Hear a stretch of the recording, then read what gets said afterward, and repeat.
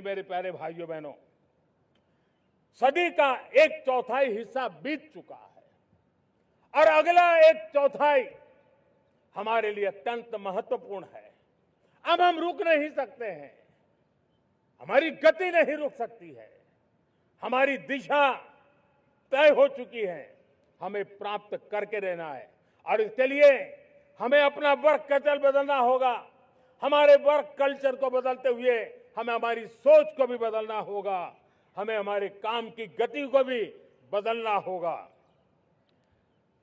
जो काम पिछले 5-7 दशक में नहीं हुए हैं, वो काम हमें आने वाले 5-7 साल में करने हैं और मेरा भरोसा है मेरे देश की युवा शक्ति पर, मेरे देश के नौजवानों पर, मेरे देश की माताओं को बहनों पर, मेरे देश के किसानों पर, मेरे देश के मजदूरों पर कि हम इस सपने को साकार कर सकते हैं। और इसलिए हमें रिफॉर्म की गति को भी आगे बढ़ाना है। और जब मैं रिफॉर्म की बात कर रहा हूं, रिफॉर्म नहीं हमारे लिए कोई कंपल्सन है, नहीं रिफॉर्म ये हमारे के लिए कोई बजबड़ है, हमारे लिए रिफॉर्म ये कन्विक्शन है। आउट ऑफ कन्विक्शन हम रिफॉर्म एक्सप्रेस पर चल पड़े हैं और हम आने वाले दिनों में भी नेक्स्ट लेवल रिफॉर्म की ओर बढ़ने वाले हैं। और इसलिए सरकार, समाज, उद्योग, उत्पादक, किसान, हर किसी ने अपनी ट्रेडिशनल व्यवस्थाओं में रिफॉर्म करना पड़ेगा, सोच में रिफॉर्म करना होगा, अपने लक्ष्यों को रिफॉर्म करना होगा। और इसलिए मेरे प्यारे देशवासियों, हमें एक निश्चित दिशा में को लेकर के चलना होगा। मैं आज उस युग को भी याद करना चाहूंगा जब देश, भारत का सामर्थ्य सप्त सिंधु के रूप में हम जानते थे, हम समझते थे, हम सुनते थे। अब विकसित भारत बनाने के लिए हमें नई धारा चाहिए। आज लाल किले की प्राचीर से मैं देश के सामने शक्ति की सप्त धारा का आवाहन करता हूं। आने वाले 5-7 साल में जो पिछले 5-7 दशक में नहीं हुआ, वो सप्त धारा के सामर्थ्य से, शक्ति से हम देश को नई ऊंचाई, नई गति देंगे और नए लक्ष्यों को पार करने वाला सामर्थ्य देंगे। और इसके साथ साथ देश की युवा शक्ति का सामर्थ्य का भरपूर राष्ट्र निर्माण में उपयोग होगा, उनकी शक्ति जोड़ी जाएगी। आने वाले दिनों में जब मैं सप्तधारा की बात करता हूं, सप्तधारा की पहली शक्ति है मैन्युफैक्चरिंग पावर। मेरे प्यारे देशवासियों, हमें मैन्युफैक्चरिंग सेक्टर को बहुत आगे बढ़ाना होगा और प्रोडक्शन बढ़ाने के साथ साथ हमें छोटे छोटे पुर्जे भी बनाने हैं और बड़े बड़े प्रोडक्ट भी बनाने हैं। पूरा वैल्यू चेन हमारा होना चाहिए और उसे लेकर के चलना। हमें कंपोनेंट भी चाहिए और हमें कंप्लीट मैन्युफैक्चरिंग भी चाहिए, कंप्लीट प्रोडक्ट भी चाहिए। डिजाइन से लेकर मैन्युफैक्चरिंग तक भारत को ग्लोबल सप्लाई चेन का भरोसामंद केंद्र बनना होगा। इसके लिए मैं 3 चीजों पर विशेष जोर देना चाहता हूं। मैन्युफैक्चरिंग के क्षेत्र में जो मेरे भाई बहन हैं, ये समय का ये अवसर है, इस अवसर को जाने मत दें। और इसके लिए हमें कॉस्ट, क्वालिटी और स्केल, इसके विषय में वैश्विक मानदंडों से खरा उतरना पड़ेगा। हमारी फैक्ट्रीज कॉम्पिटिटिव हो, हमारे प्रोडक्ट्स यूजर फ्रेंडली हो, हमारा पैकेजिंग दुनिया के लोगों को लुभावने वाला हो, आकर्षित करने वाला हो, हमारा जीरो डिफेक्ट प्रिसिजन मैन्युफैक्चरिंग ये हमारी पहचान बनना चाहिए। हर मैन्युफैक्चरर, हर एंटरप्रेन्योर, हर एमएसएमई से मैं कहना चाहता हूं, ग्लोबल मार्केट में हमारी पहचान विश्वसनीयता और गुणवत्ता के आधार पर होनी चाहिए। क्वालिटी के संबंध में नो कॉम्प्रोमाइज, और इसलिए हमारा मंत्र क्वालिटी क्वालिटी क्वालिटी होना चाहिए। यही हमारा ग्लोबल ब्रांड वैल्यू बनेगा। मेरे प्यारे देशवासियों, इस सप्तधारा की दूसरी शक्ति है कृषि और फूड प्रोडक्शन, फूड प्रोसेसिंग। हमें इस दिशा में आगे बढ़ना होगा। हमारे किसानों ने अब दुनिया के बाजार खुल चुके हैं। एफपीए के कारण हमें एक बहुत बड़ा मार्केट मिल रहा है। हमें वहां पहुंचना है, हमें उस जगह को हाथ लगाना है। हमें खेत से लेकर एक्सपोर्ट मार्केट की ओर जाना होगा। हमारे पारंपरिक खान पान हो, हमारे मिलेट्स हो, हमारे मसाला हो, हमारे फल हो, फूल हो, क्या कुछ नहीं है हमारे पास, वो ग्लोबल ब्रांड्स बनने चाहिए। हमारे किसान केमिकल फ्री खेती को बल देंगे। दुनिया में इनकी मांग और बढ़ने वाली है, और जो ग्लोबल पैरामीटर्स के अंदर हर प्रकार से सिद्ध होने वाले हमारे एग्रो प्रोडक्ट होंगे, तो दुनिया में हम आसानी से पहुंच पाएंगे। मेरी सप्तधारा की तीसरी शक्ति है टेक्नोलॉजी और इनोवेशन। मेरे प्यारे देशवासियों, आज जमाना एआई का है, क्वांटम का है, स्पेस का है, रोबोटिक्स का है, डेटा सेंटर्स का है।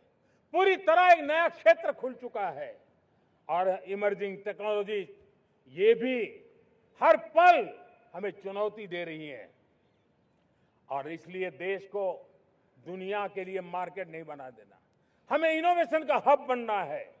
हमने यूपीआई और डिजिटल पब्लिक इंफ्रास्ट्रक्चर में लोहा मनवा लिया है, हमारी ताकत का परिचय करवा दिया है। अब भारत को डिजिटल पब्लिक टेक्नोलॉजी उसको भी दुनिया के कोने कोने तक पहुंचाना है।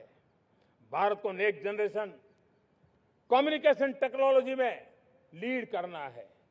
मेड इन इंडिया 6G हर कोने में पहुंचे, ये हमारा लक्ष्य होना चाहिए, और हमें उस पर तेजी करनी चाहिए, और इसके लिए हमारा प्रयास कम नहीं होना चाहिए। सप्तधारा की चौथी शक्ति है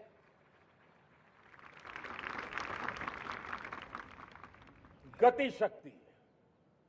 ये गति शक्ति देश के अंदर सीमलेस फास्ट कनेक्टिविटी पर हमें बल देना होगा। शहरों को हाई स्पीड रेल से हमें जोड़ना होगा।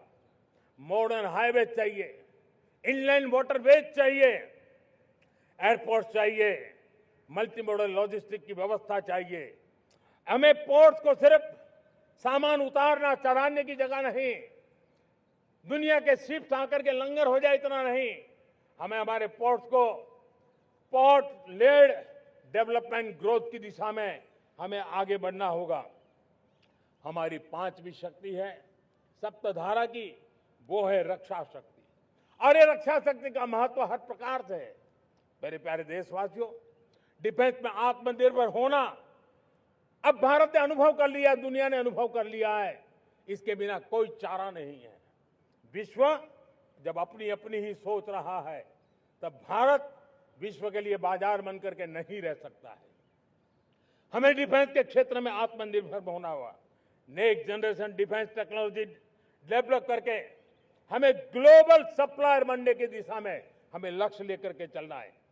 हमें ड्रोन, काउंटर ड्रोन सिस्टम को विकसित करना होगा, और हाइपरसोनिक डिफेंस टेक्नोलॉजीज, उस पर हमें लीडरशिप लेनी होगी। साथियों, साइबर सुरक्षा भी आज हर घर के लिए एक समस्या बन रही है। वो भी एक रक्षा का क्षेत्र है, जिसमें हमारे युवाओं की जो सामर्थ्य है, उस सामर्थ्य का उपयोग हम देश के और दुनिया के लिए कर सकते हैं। हमारी सप्तधारा की छठी शक्ति है ग्रीन इकोनॉमी, ब्लू इकोनॉमी, जो ग्रीन जॉब को भी जन्म देती है। हमें green hydrogen, renewable energy, energy storage, green mobility, green manufacturing in global scale हमें पा करके रहना है। हमें दुनिया जब ग्लोबल वार्मिंग की चर्चा करती रहती है, हम रास्ते खोजते रहते हैं, हम समस्याओं का समाधान दे रहे हैं, और भारत ये ग्रीन मूवमेंट का बहुत बड़ा सामर्थ्य लेकर के चलिए। भारत के पास ब्लू इकोनॉमी के लिए भी बहुत बड़ा अवसर है। बहुत बड़ा लंबा हमारा कोस्ट लाइन है। ब्लू इकोनॉमी के लिए बहुत बड़े अवसर है। फिशरीज है, कोस्टल टूरिज्म है, ओशन टेक्नोलॉजी है। ऐसे कितने ही क्षेत्र हैं जिसमें हम आगे बढ़ सकते हैं। मेरे प्यारे देशवासियों, भारत सप्तधारा की जब बात करके लेकर चला है तब हमारी 7वीं धारा है और दुनिया के लिए इसका अपना भी एक महत्व है और वो है भारत का सॉफ्ट पावर। भारत के सॉफ्ट पावर की ताकत है। आज योग ने पूरी दुनिया को भारत के साथ जोड़ के रखा हुआ है। योग दुनिया के लिए एक ऊर्जा बनता जा रहा है, भारत के लिए विश्वास का बड़ा कारण बनता जा रहा है। जिस भारत के पास आस्था के केंद्र हो, जिस भारत के पास आयुर्वेद हो, जिस प्रकार से भारत के पास होलिस्टिक हेल्थ केयर की व्यवस्था हो, हील इन इंडिया का मूवमेंट हो, हम दुनिया के अंदर हमारे सामर्थ्य को लेकर के जा सकते हैं। हैंडीक्राफ्ट हो, संस्कृति हो, हमारी फिल्में हो, हमारा क्रिएटिव वर्ल्ड हो, वीएफएक्स हो, हमारा एनिमेशन हो, हमारी गेमिंग हो, डिजिटल कंटेंट हो, क्रिएटिव वर्ल्ड के अंदर भारत अपना रुतबा दिखा सकता है। हमने उसको वैश्विक सामर्थ्य के रूप में विकसित करना होगा।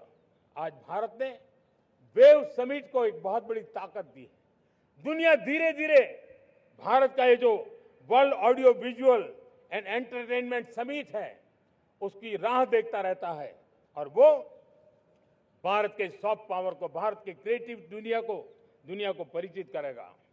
मेरे प्यारे देशवासियों, भारत के पास विशाल वन्य संपदा है। हमारे पास 100 से ज्यादा नेशनल पार्क है। क्षमता बहुत है, लेकिन विदेशी टूरिस्टों को आकर्षित करने में हम कम पड़े हैं। हमें मौका है हमारे सॉफ्ट पावर के माध्यम से दुनिया के टूरिस्टों को भारत के लिए आकर्षित करने का। हमारा सामर्थ्य हमें दुनिया को दिखाना है। हम ये काम आरा से करें और हम जल्द से जल्द हम इन लोगों, आज दुनिया में स्पोर्ट्स की जो है वो भी एक बहुत बड़ा भारत के प्रति आकर्षण का केंद्र। दुनिया के स्पोर्ट्स इवेंट भारत में क्यों ना हो।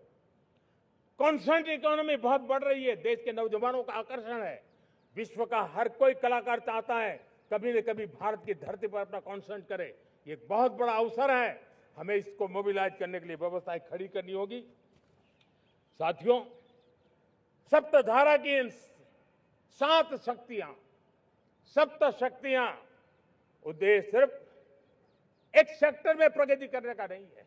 एक होलिस्टिक अप्रोच के साथ हमें राष्ट्र को जो लक्ष्य लेकर के हम चल रहे हैं, जो एम्बिशन लेकर के चल रहे हैं, उस स्केल को हमें पार करने की दिशा में काम करना है। मेरे प्यारे देशवासियों, कुछ चीजें मैंने बताई हैं, लेकिन मैं इससे भी आगे सोचता हूं। मैं जरा देश को झकझोरना चाहता हूं। मैं देश की शक्ति को भी झकझोरना चाहता हूं। देश यानी सिर्फ सरकार नहीं होती है, देश यानी हर नागरिक जुड़ता है।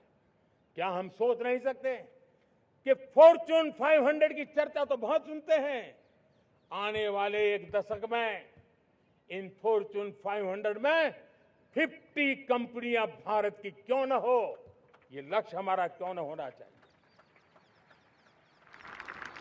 आज बैंकिंग सेक्टर फल फूल रहा है। दुनिया की टॉप बैंक के अंदर भारत की बैंक का झंडा भी क्यों न फहरता हो। भारत की बैंक भी टॉप बैंक 5 बैंक में भारत की भी एक बैंक होनी चाहिए। भारत की फार्मा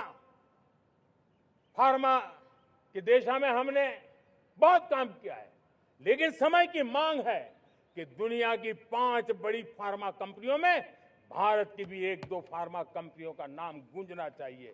भारत उसमें अपना स्थान बनाना चाहिए। लॉ फर्म्स होते हैं, रेटिंग एजेंसी होती है। क्या समय की मांग नहीं है कि ग्लोबल लीडरशिप अब हमारे हाथ में होनी चाहिए? टैलेंट है, सामर्थ्य है, हमारा लंबा इतिहास भी है, भाषाओं पर हमारा प्रभुत्व है। हमें विश्व में पहुंचना चाहिए।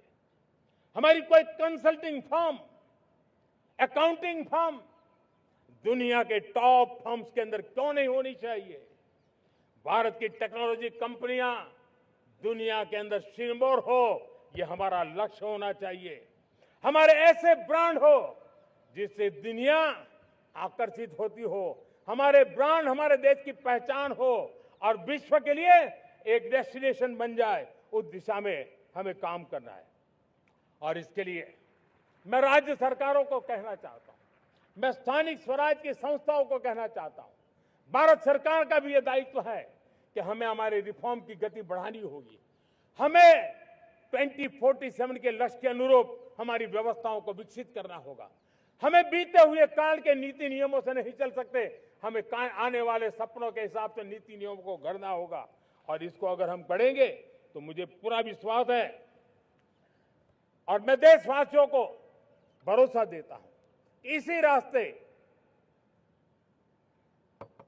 मेहनत में कोई कमी न करते हुए हम विकसित भारत का सपना पार करके रहेंगे। हमें सबको मिलकर के चलना है, केंद्र सरकार हो, राज्य सरकार हो, इंडस्ट्री हो, हम सब ने मिलकर के आगे बढ़ना है। हमें रिफॉर्म्स करते रहना है, रिफॉर्म्स को आगे बढ़ाते रहना है। और मैंने पहले भी कहा था, हम रिफॉर्म कंपल्सन से नहीं, कन्विक्शन से कर रहे हैं, लक्ष्य को प्राप्त करने के लिए कर रहे हैं। मेरे प्यारे देशवासियों, जब मैं विकसित भारत की बात कर रहा हूं, देश को तेज गति से आगे बढ़ाने की बात कर रहा हूं, उसका सबसे बड़ा लाभार्थी कौन है? इन सारे प्रयासों का सबसे बड़ा साधक कौन है? अगर साधक है तो मेरे देश का युवा है, मेरे देश की युवा शक्ति है। विकसित भारत की यात्रा में युवाओं की बहुत बड़ी भूमिका है। इतना ही नहीं, विकसित भारत का सबसे बड़ा लाभार्थी भी मेरे देश का युवा है। और इसलिए हमें विकसित भारत के लक्ष्य को युवाओं के साथ जोड़ करके आगे बढ़ाना है। युवाओं हमारी सर्वोच्च प्राथमिकता के साथ हमें आगे बढ़ना है।